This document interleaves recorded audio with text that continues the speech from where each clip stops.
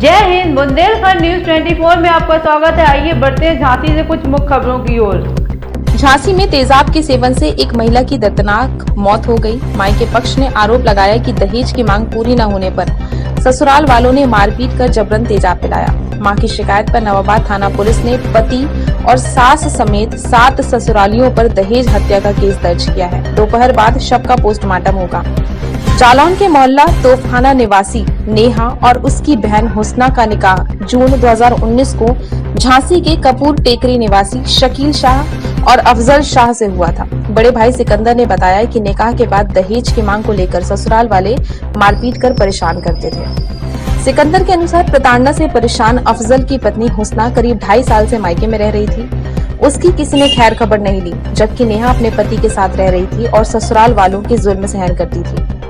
सिकंदर के अनुसार 14 जुलाई की रात करीब 11 बजे नेहा ने उसको फोन कर बताया कि ससुराल वाले बेल्ट व डंडे से पीट रहे हैं। इसके बाद उसका मोबाइल छीन लिया। वह कॉल करता रहा लेकिन किसी ने रिसीव नहीं की। इसके बाद मोबाइल बंद हो गया। अगले दिन सुबह फिर कॉल लगाया तो तब भी बहन से बात नहीं हो पाई। फिर दोपहर पति ने उसे कॉल कर बताया कि नेहा ने तेजाब पी लिया। इसके बाद वह परिवार के साथ झांसी के लिए रवाना हो गए। रास्ते में कॉल आया कि नेहा की मौत हो गई।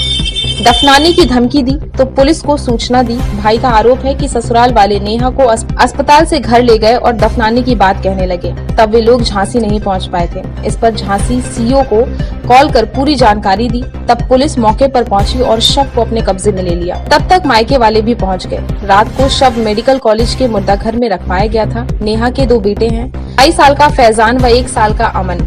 नेहा की मां की तहरीर पर पुलिस ने पति शकील, सास नफीसा, जेठ रमजान शाह, जेठानी अफसाना, देवर अफजल, देव हसन और ननद असगरी के खिलाफ दहेज हत्या समेत अन्य धाराओं में केस दर्ज किया है। आरोप है कि इन लोगों ने मारपीट कर नेहा को जबरन तेजाब पिलाया है। इससे उसकी मौत हो गई। नेहा क्या है पूरा मामला? कब शादी हुई थी, क्या करती थी?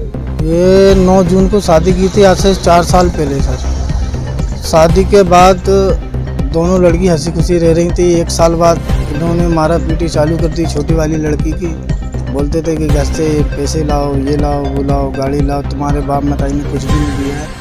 तो मारा कूटी जब ज़्यादा ही हो गई तो हम छोटी लड़की को लवा लाए थे और 2.5 साल से हमारे पास है वो। उन्होंने कोई खबर नहीं ली अभी तक। वो हमारा एक मुकदमा भी उसके लड़की के नाम हमने दायर कर दिया था और जो शकील था उसको छोटी वाली लड़की को ले करके और दहेज को ले करके कि हमारी बहनों को मारपीट की। और परसों सुबह रात को फ़ोन आया 11 बजे। उसने बोला भाई हमारे साथ में मारपीट की जा रही है, सभी लोग हमको कमरे में बैठकर लाठी डंडों से मार रहे हैं। जब हमने उससे कहा कि बेटा आप तसल्ली रखो, हम वहाँ आ रहे हैं, तो उन्होंने फ़ोन छिना लिया और फ़ोन छिना के काट दिया। जब मैंने कॉल लगाई 11 से लेके 1 बजे तक कोई कॉल नहीं उठाई गई। उसके बाद सुबह 7 बजे से मैंने कॉल चालू की, 12 बजे तक लगाया, कोई कॉल नहीं उठाई गई हमारी।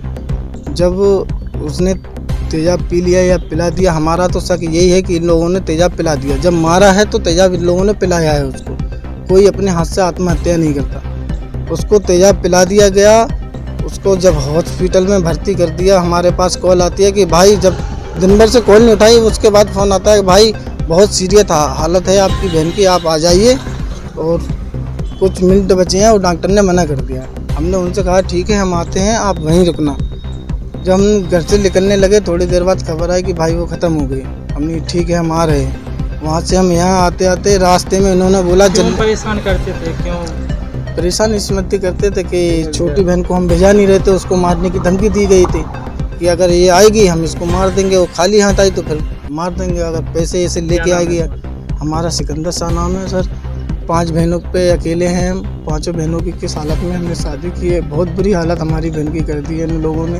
अब हमारा ये कहना है कि आप लोगों के ज़रिए और सरकार के ज़रिए हमारे साथ में इंसाफ होना चाहिए और हमारी सिस्टर के साथ में जो हुआ है उनके साथ में कड़ी से कड़ी उनको सज़ा मिलनी चाहिए। और जो हमारे बहन के जो बच्चे हैं वो बच्चे हमको दिलाए जाएं मिट्टी के साथ में, और जो हमारा जेवर हमने दिया था वो जेवर दिलाया जाए।